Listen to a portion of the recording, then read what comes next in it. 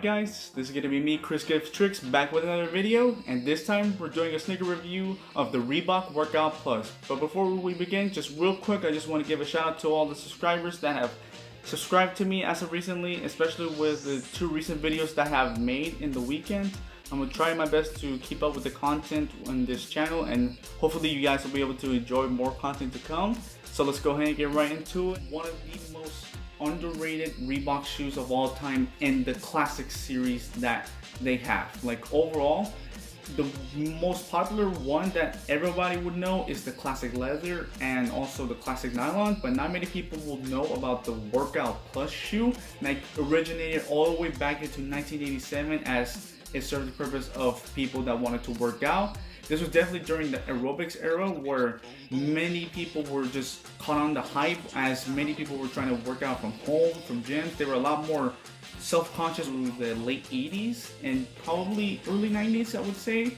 But to this day, I argue that it's still kind of going on and set up a precedent of people just wanting to be a bit more healthy. This shoe kind of highlights the time period of when it started, and especially with how it first looks. Like you can tell that this serves as a workout shoe. With the H strap that you see here, it definitely gives the purpose of having the person that is working out with heavier weights to have a more lockdown feel, so that way they don't like accidentally like just lose their balance, or if they were to injure themselves. Like this is definitely the shoe that was the best thing out in the market at the time. And if you notice real quick, there will be the EVA foam. If you can see a little more closely, it's definitely something that shows how much technology hasn't come from the 80s all the way to today. Because back then it was mainly just EVA, or you have polyurethane, or even just rubber outsoles. Whereas nowadays you go and get Adidas Boost technology, you could get Reebok Zig technology, or you could be able to get Puma, the RS foam. They have the Puma RS foam, and Nike, of course, with the Air series, they just keep changing it with Zoom Air, and even like it's just so interesting how technology has come from back into the 70s and the 80s all the way down to where we are today. And let's just go ahead and give it an on-feet pair look.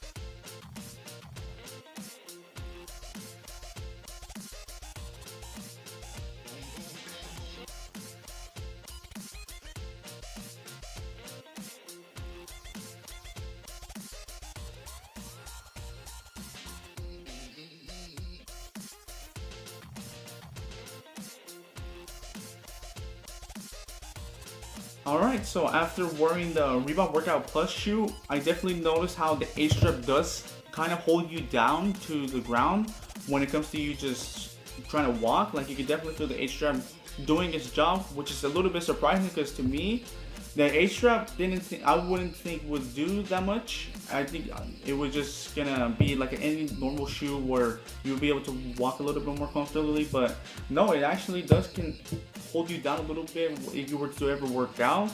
That's something I don't know. I would probably have to make a video on if you could still work out with the Reebok Workout Plus, but overall the shoe, it looks really nice on feet. Like especially you look toe down, it's just something that's a little bit more satisfying, and it can't even get more classic other than the Reebok Classic Tongue.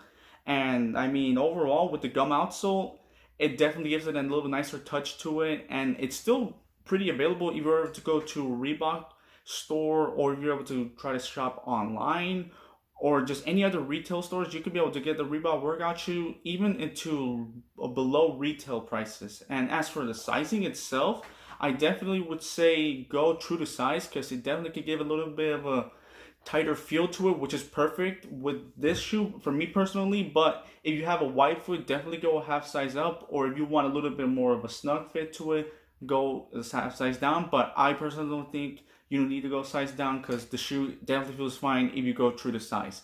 And if I were to give it an overall rating, I definitely would give it a 8 out of 10 because of the shoe itself. Like, it definitely is nice, especially with the white color. It's just, man, like, it's just pretty clean with the white colorway and the gum outsole. Like, I cannot stress this enough. It just looks really nice. Like, the only downside to it that is like, it depends on a person. It's definitely just the quality of the leather. It's okay, but if I remember correctly, they did a Reebok Workout Plus in 1987, and the quality of leather in that is definitely more improved and more better. It's something that's very similar to the Reebok Club C vintage pairs, but overall, I am not going to be complaining with it that much to not get the shoe, because it's just a shoe that is definitely timeless look to it, and it's definitely still going on strong even after almost 30 plus 40 plus years now. And